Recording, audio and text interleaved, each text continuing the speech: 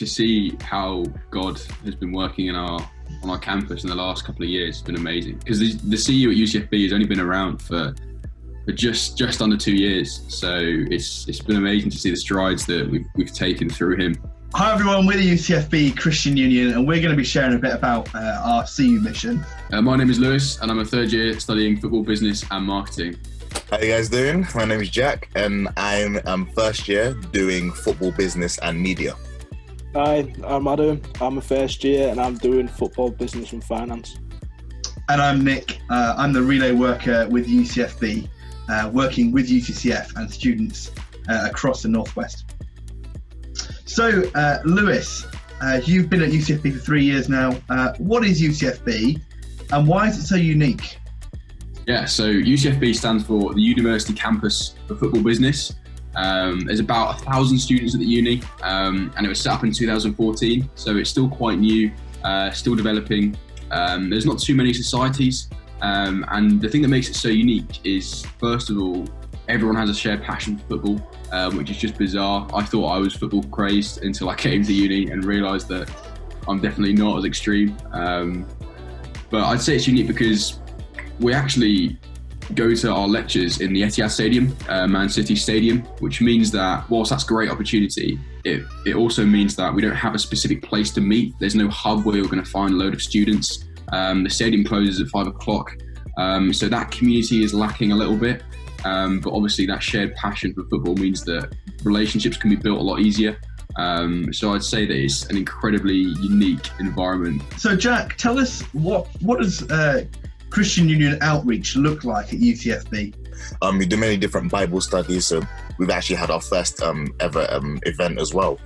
A testimony by one of our church members, just sharing his story about his past and how much Christ has really had an impact on his life as well. She had a lot more non-Christians than Christians than I was, which was really fascinating. It really blew my mind. A large number of people. So in a time where we're under lockdown from COVID-19, how have you had to adapt your outreach and evangelism as a CU, Adam?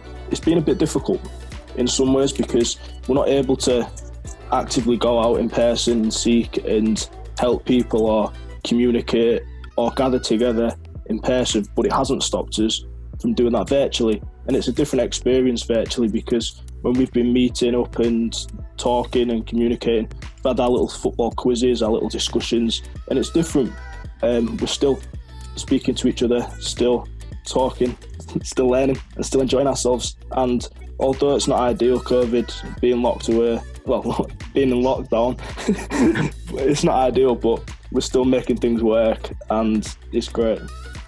So one of the things I've enjoyed most about working with you guys as a relay worker was your unique take on flyering. Jack, tell me a bit more about that.